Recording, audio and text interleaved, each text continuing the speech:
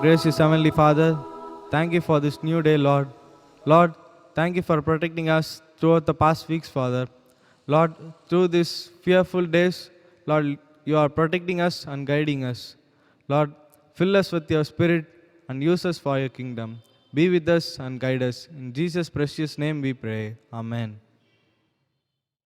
As we continue to worship the Lord this morning, let us sing this hymn, Come Holy Ghost, Our Hearts Inspire. It's hymn number 131 in our hymnal.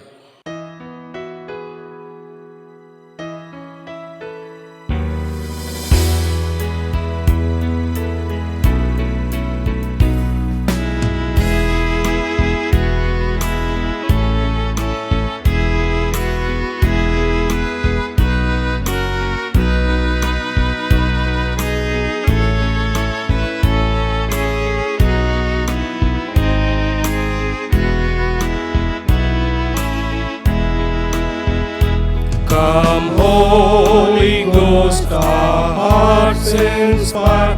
Let us thine influence prove. Source of the whole prophetic fire, fountain of life and love. Come, Holy Ghost, for moved by thee, the prophets wrote and spoke, and Lord, the truth thyself the key, unseal the sacred book. Expand thy wings, celestial love, brood o'er our nature's night, on all disordered spirits move, and let them now be light.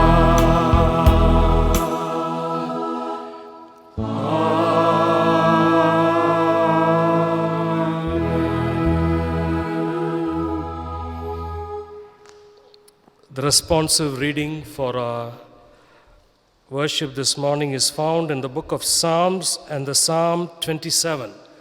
Let us read responsively from Psalm 27.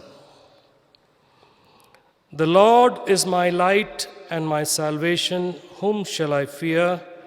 The Lord is the stronghold of my life, of whom shall I be afraid? When the wicked came against me to eat up my flesh, my enemies and foes, they stumble and fell. Though an army encamp against me, my heart shall not fear.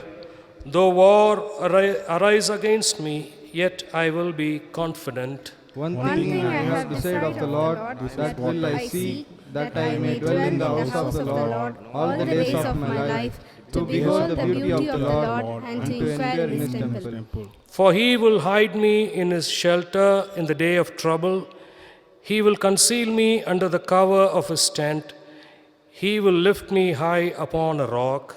And now my head shall be lifted up above my enemies all around me. Therefore I will offer sacrifice in joy of tabernacle. I will sing and make music to thee, Lord.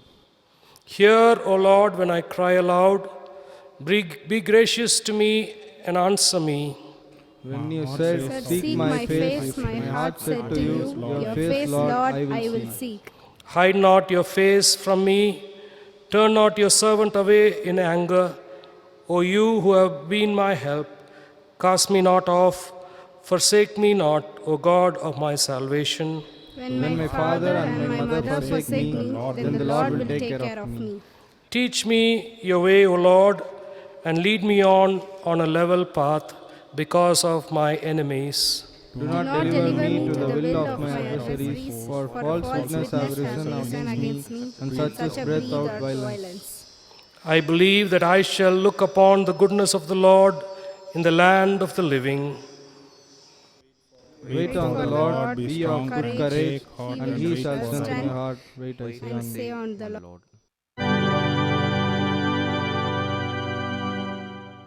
Glory be to the Father and to the Son and to the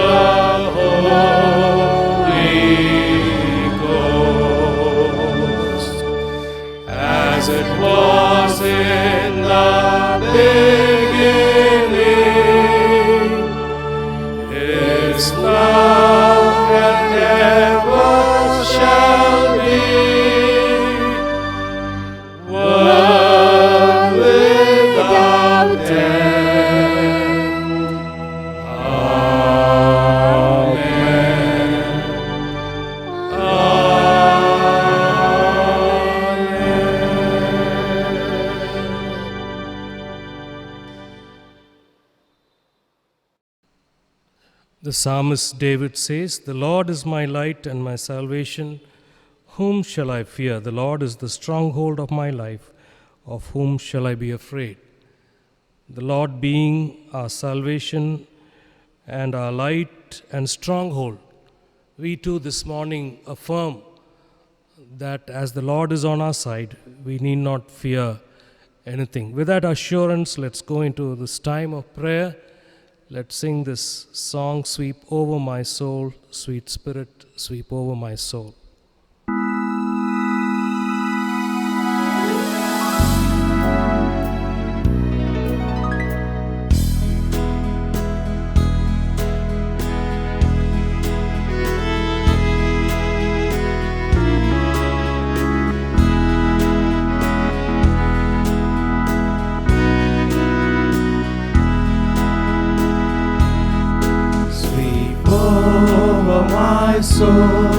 Sweep over my soul, sweet Spirit, sweep over my soul.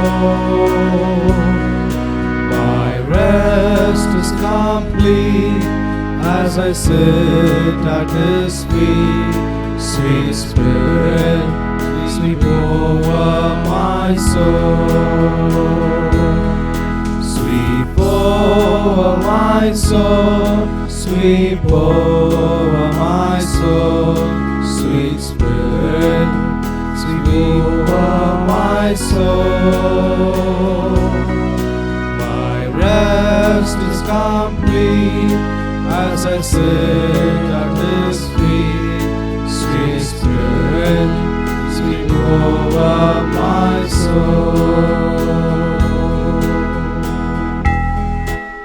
Almighty God, our Heavenly Father, we bow down in your presence this morning and we acknowledge that you are here with us as we gather in our homes in Jesus' name. We thank you, Lord, that we could come to you and seek you, and we know, Lord, that your Spirit truly sweeps over us. Lord, to take control, to touch us, to cleanse us, and to make us pure. This morning we need that special touch. We need the blessing of God upon us, Lord. Lord, we pray for our church. We pray for the families of the church. We pray for children, young people, and we pray for the elderly and every brother and sister. Lord, we pray that you will continue to protect us from all harm and danger. And Lord, even as we look to the future, Lord, like David, we too can say, "The Lord is on my side, I will not fear." And with that assurance, Lord, we come to you this morning. Hallelujah. We praise you, Lord. We worship you. We bow down to say, truly, you are worthy of all worship. This morning, Lord, we pray for your church. We pray for the Methodist Church in India. We pray for our Episcopal leaders and all the district superintendents, pastors, evangelists, deaconess. We pray for all the ministries. We also pray for the nation of India and for our leaders, for God's wisdom to be upon them. We pray for the community around us. We pray for people who are searching for the truth. We pray for people who are suffering because of this virus. And we pray, Lord, that in your mercy that you'll reach out to give us a great deliverance. Even as we come to the end of this month and we wait in your presence, oh God, we pray that you'll speak to us and bless our hearts. Even as we, Lord, remember Pentecost Sunday, Lord, we thank you for the holy anointing and the manifestation of the blessing of the Holy Spirit of God. And we thank you for the beginning and the birth of the church. And we thank you, Lord, for the outpouring of the love of God upon your people. And this morning, Lord, we pray that you will make us such a church that will be a wonderful witness in our community. Lord, we pray for those who need your hand of healing upon them. We remember Yogeshwari and others, Lord, elderly. We pray for your healing, protection, and care upon them. We pray for our young people, those who are preparing for 10th exams, awaiting results, those who are in college, and those who are awaiting your will for their future, and praying, Lord, that you'll continue to give them your grace and show them the way. Lord, as we continue to wait in your presence this morning, may God the Holy Spirit so continue to bless us, Lord, and speak to us and strengthen us. We thank you, Lord, for this time. We give you all the glory. And we ask this prayer with thanksgiving and praise in the blessed name of our Lord and Savior, Jesus Christ, who taught us to pray when we pray, saying, Our Father, who art in heaven, hallowed be thy name. Thy kingdom come, thy will be done on earth as it is in heaven. Give us this day our daily bread, and forgive us our trespasses, as we forgive those who trespass against us. lead Lead us us not into temptation, but deliver us from evil. For thine is the kingdom, the power, and the glory, forever and ever. Amen. Amen. Let us pause for a moment to pray. Almighty God, we thank and praise you for this day when we remember the birth of the church, even through the outpouring of God the Holy Spirit. Lord, even as we now take time to meditate on that very significant event, O God, the God who came down upon us, the Spirit of God, so help and enable us, Lord, to understand and to be sensitive to what you're telling us even in these times. Make this time a blessing. In Jesus' name we pray. Amen. Dear friends, we are observing Pentecost Sunday. As we know, the word Pentecost simply means 50th day. And this tradition was there in the Old Testament as well. The 50th day after the Passover, the people of Israel celebrated the Pentecost. The 50th day, they used to call this the Festival of Weeks, or the Festival of First Fruits, and it was already in existence even before the day of Pentecost in the New Testament era. And as we observe as a church, we celebrate. What are we celebrating today? We are celebrating the birth of the church, not a building. As the word church means ecclesia, it's a called out people, a group of people. So this is the significance of today. Today we are celebrating who we are and why we are gathering together on a Sunday morning. And we take time to remember that all over again this morning, and let us go into the passage that talks about it in Acts chapter 2, verses 1 to the very end, to 47. And we know before this outpouring came, this particular event was prophesied through Joel, and John the Baptist, he too said, you will have the baptism of the Spirit and on the fire. And also Jesus said, wait till you are empowered by power from on high. Then in the book of Acts, in the first chapter, he said, wait in Jerusalem, do not go away. In verse 4, he says, do not leave Jerusalem, but wait for the gift of my Father promised, which you have heard me speak about. So Jesus himself is instructing his disciples to wait. As we read the first chapter of Acts, we come to know there are 120 people gathered there in the upper room, and they were constantly in prayer. Chapter 1 and 14 says, they all joined together constantly in prayer along with the women and Mary, the mother of Jesus, and with brothers. So this was for probably about 10 days, the disciples obediently are waiting for the blessing and the gift of the Holy Spirit. So as we await some kind of renewal and awakening, necessarily and always it precedes by a time of waiting. Leonard Ravenhill talks about that in his book, Why Revival Tarries. Why does revival wait? Because people are praying and praying and praying. And as they pray and wait, there is a revival in the community and in the church. So as we talk about the event of Pentecost as the birth of the church and her mission, these two things are very, very significant for us this morning. It is not only the birth of the church, it is also the birth of the mission of the church. And I remind you, let us remind ourselves that ecclesia is not a building. It is a people who are called out specially by God and who are touched by the conviction of the Holy Spirit and who confess and repent and come to God. There are three aspects that we are looking at this morning as we think about the celebration of the day of Pentecost, the event of Pentecost. The first is the outpouring of the Holy Spirit on a people who are waiting. Outpouring of the power of the Spirit of God upon a group of people who are awaiting the promise. So they know something is going to happen. Probably they did not know what exactly it was.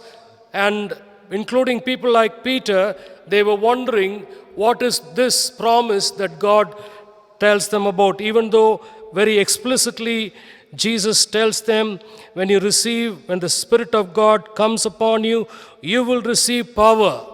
And so this morning, as we think about a new awakening, a renewal or revival, there's always a time of waiting. And we have to prepare as God's people in prayer to wait upon the Lord, praying again and again and waiting for Him. Probably during this time of lockdown, many of us have been praying. If not for revival, we are praying, Lord, let this days come to an end. And all of us are expecting some kind of an announcement telling us that these days are over. And probably, as I was praying, we do hope that this may be the last time that we need to have a virtual worship. The outpouring of the power of the Holy Spirit. There is a period of waiting, as I said. At the same time, as the day of Pentecost dawns upon these disciples, we know there is a visible and audible manifestation of the blessing of the coming of the Holy Spirit.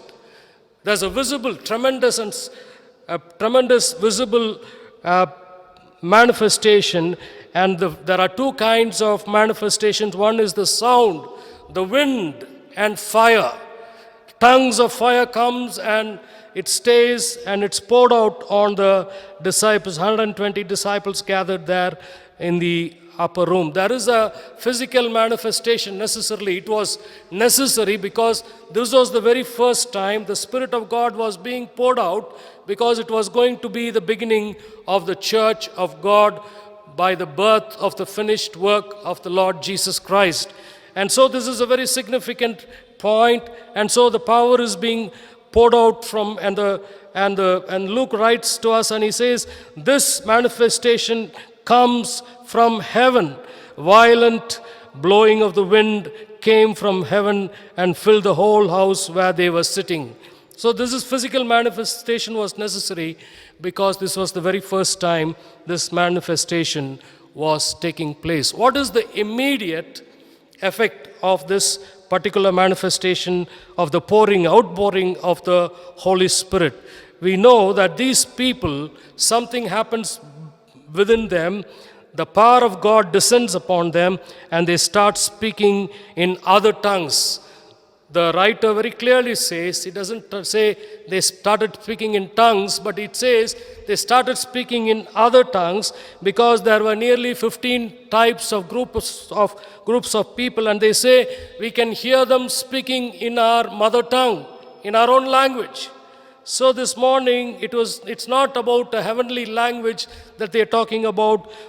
The manifestation of the Spirit of God is necessarily to communicate the love and the good news and the gospel to the people. It is not the manifestation of the outpouring of the Spirit of God is not for me personally. It is for the community. It is for the church. It is so that people can hear what God has done even in their own mother tongues. We look at this particular significant event in our times. In our times, in the 20th century, the latter period, we know that missionaries were called for Bible translation. They went into remote parts. They took 4 or 5 years to learn that particular language. And as they learned the language, they started translating the New Testament and the portions of the gospel in that particular language. And only at that point, and as they did this side by side, they also taught these tribal people how to read. And as this kind of an education was going on, it took many years. I know one of our friends who did translation, it took 15 years till that particular New Testament came into being in print. Just imagine that. That's the kind of ministry that is going on in our times. But on the day of Pentecost, this very thing was heard. People heard everything in their own native tongue, and they could understand. And as they could understand, the power of the Spirit, of the Holy Spirit, brings deep conviction of sin in their hearts and in their minds, and they're crying out, "What should we do?" What is the significance of this particular event? The event is this: weak people who are afraid, are timid, who don't know what to do. They're quite clueless about what was going to happen. Jesus tells them that you're going to be doing great things. They simply do not understand. They're all gathered in a room. They're obedient to the Lord indeed, but they're quite clueless about what is the next step. But as the Spirit of God is poured, these weaklings, so-called people who are weak and timid and afraid, they become so bold, they stood up along with Peter to speak in other tongues, and Peter later on tells them the big story beginning with the Old Testament prophecy. When the Spirit of God comes upon us, He empowers us, weak as we are, limited as we are, insignificant as we are. And yet, as the Spirit of God descends upon us, He takes control and He uses us. He gives us the power to be overcomers. And as weak people came together and started believing in God, and as God started using them, then the church is born. Secondly, the birth of the church, and this happens, it's because of the conviction of the Holy Spirit. As these disciples started speaking in other tongues, and Peter goes on to tell them how the very Jesus that they crucified is now the Messiah seated on the throne. And these brothers, they ask Peter, "What should we do?" Chapter 2 and verse 37, when the people heard this, they were cut to the heart and said to Peter and the other apostles, they were cut to the heart. How is the church born?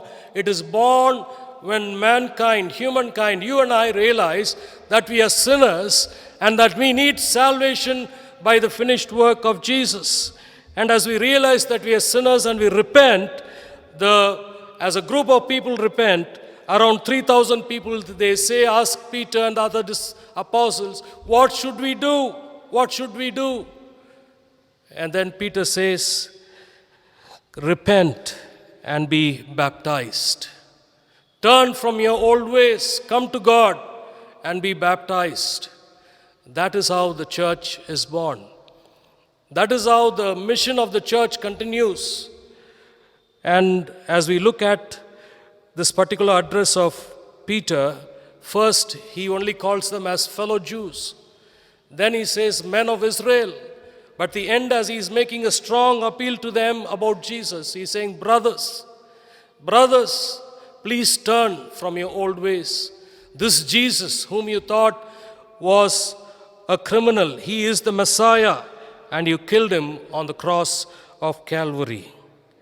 And as they were cut to heart, what was the turning point in their lives when they realized deep down in their hearts that they have sinned against God, And as they realized that, Peter says, come, repent, and be baptized. 3,000 people were added to the church that day, and the church was born. The issue is always sin. Later on, it also says, Peter also goes on to say, somehow turn away. Later on we see that he's still appealing in verse 40. With many other words he warned them and he pleaded with them, save yourselves from this corrupt generation. The world is corrupt, the community is corrupt. Come away from that, come away from your sins and turn to God, and you will be forgiven. Every soul in this whole wide world is waiting for some kind of a message that will tell him or her that he or she is forgiven. That is the message that people are waiting for. Is there a God who will forgive me? And as they realize there is a God who forgives their sins, they turn to God, they turn to Jesus. As we talk a lot about the outpouring of the Spirit of God, the power of the Spirit of God who makes weak people into strong people, so much so they become such witnesses in the community. It doesn't stop there. The day of Pentecost is also significant because it also was the outpouring of the love of God. The birth of the church is also the birth of the love of God poured out into our hearts.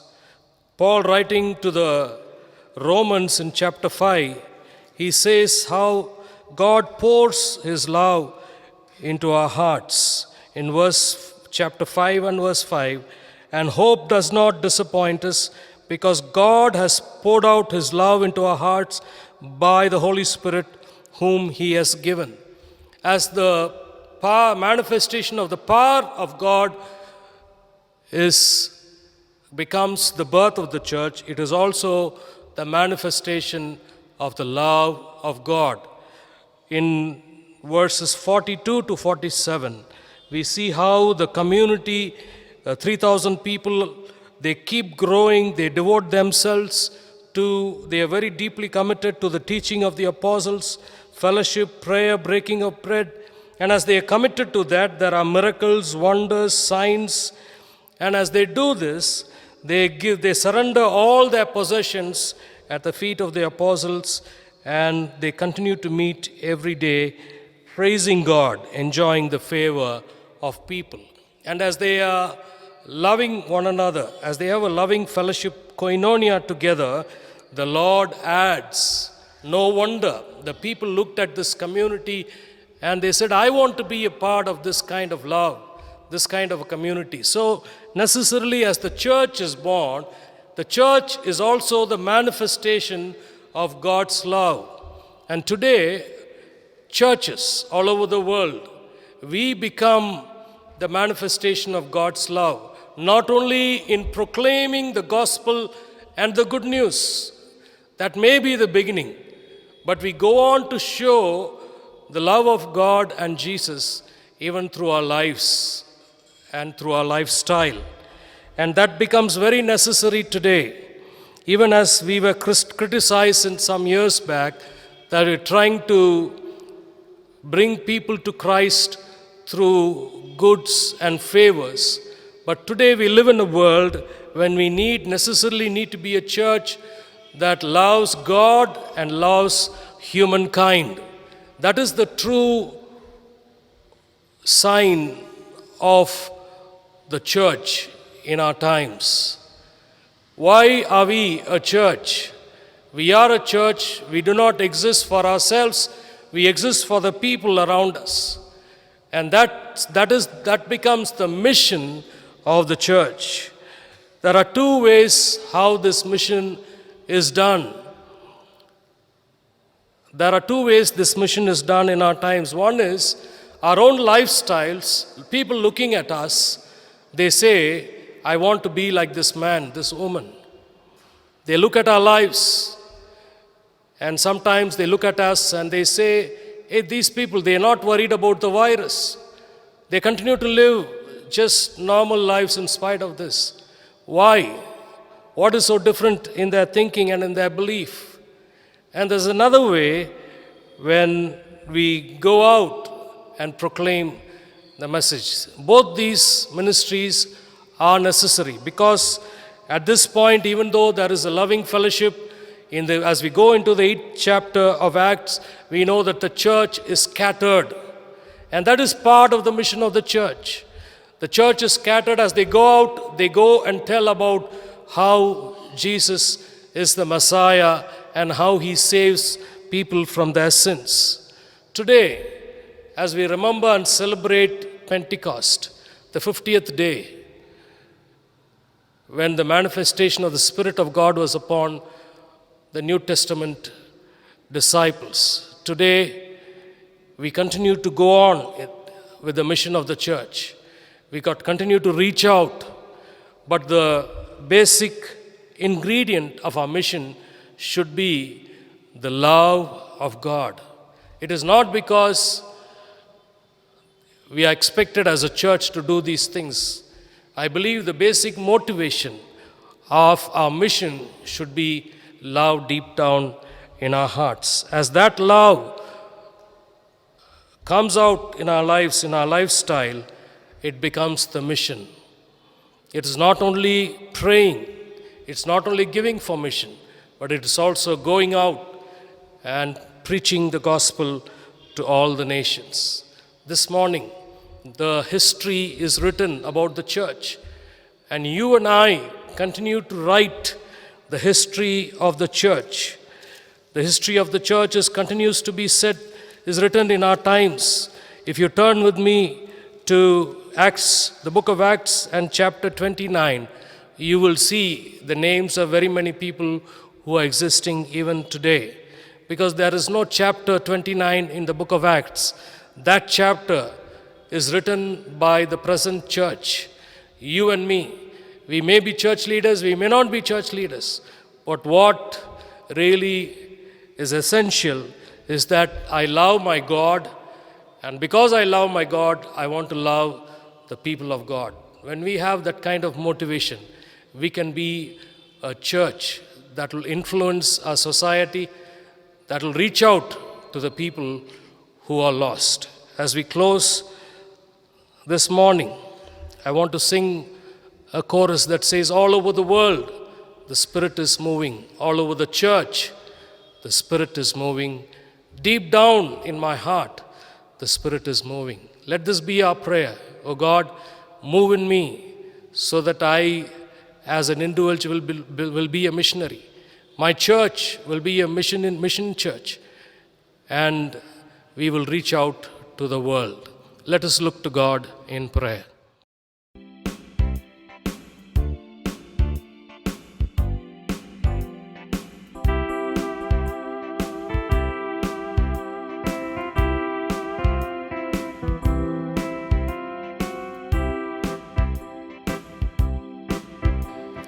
All over the world, the Spirit is moving.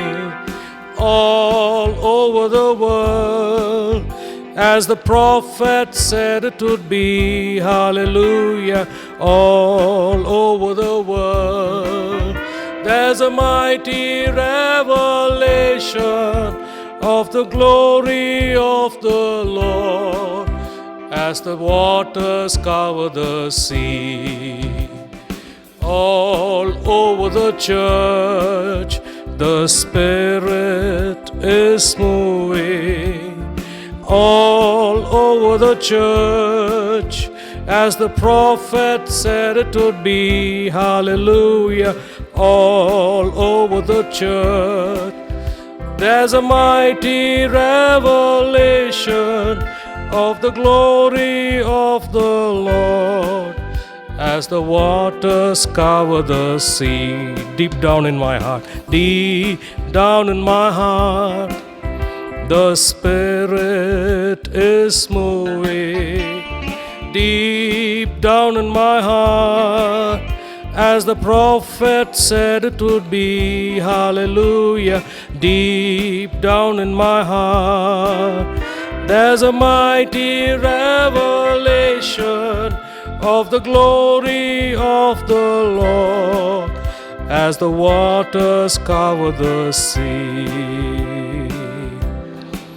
Almighty God, our Heavenly Father, we bow down in your presence and we give thanks to you, Lord, for this day when we realize that God the Spirit descends upon us, the church, to empower us and to make us anew so that we could fulfill the mission of God on this earth. So bless our church, so bless us each one. In Jesus' name we pray. Amen. Dear friends, we want to thank you for your prayerful support to the ministry of our church. We are grateful to God that He has been able to sustain us and guide us through these past months. And we've come to the end of this month, and God has been so gracious in protecting us and guarding us. And we do hope and pray that this may possibly be the last service we will have on the virtual medium. We pray and hope that soon we will be able to gather together and worship the Lord in the church. Those who would like to contribute through online, you're welcome to do so. As we sing this closing hymn, we are going to take an offering. As I've been telling you, somebody can take the offering and keep it apart till some future time when he can bring it to the church, hopefully next month. And we want to thank you all once again for all your prayers and your gifts. As we sing this hymn, Breathe on Me, Breath of God, Fill Me with Life Anew, we will take an offering. We'll give to God His tithes and our offerings.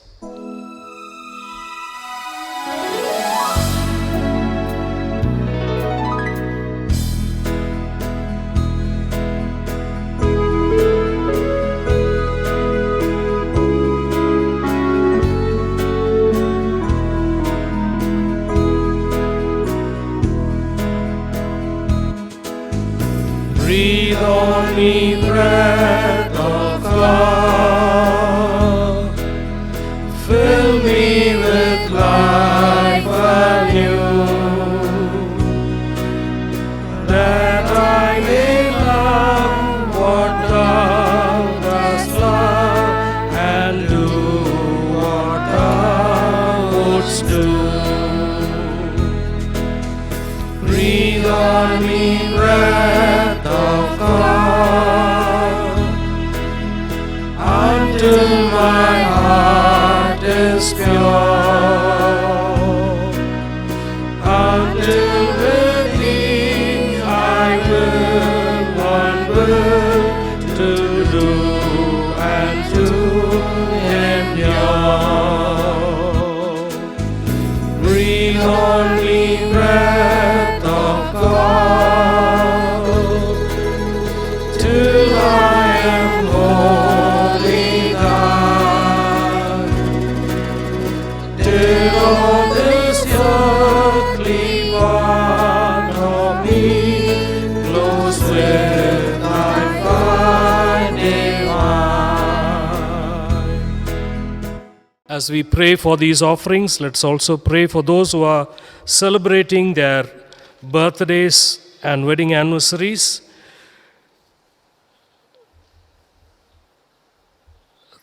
Mr. J. Ponneya, Mrs. Navina Joseph, Mr.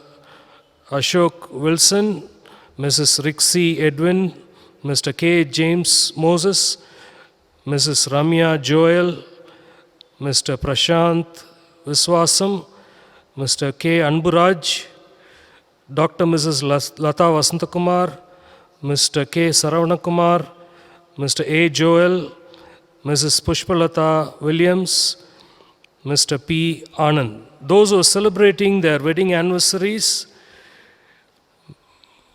Mr.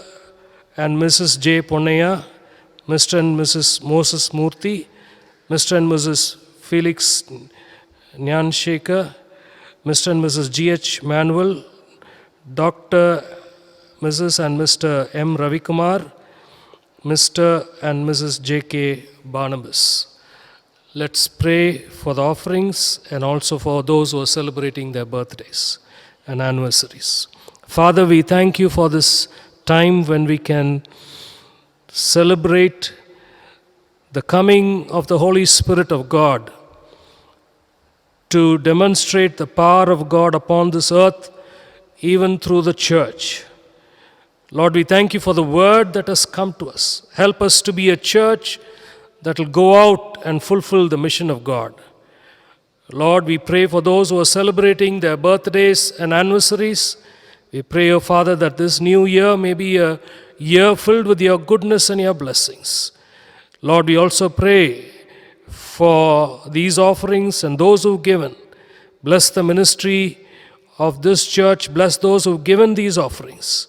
Lord, as we go into another new week and a month, may this, Lord, new month be a month of deliverance, blessing, and God's healing, so that we can come together and worship you in the church. So help us, Lord, so bless us, so protect and care. Let your care be upon us. We give you all the glory. We ask this prayer with thanksgiving in Jesus' precious name. Amen. The grace of our Lord Jesus Christ, the love of God the Father, and the sweet communion of the Holy Spirit rest and abide with us all, both now and forevermore.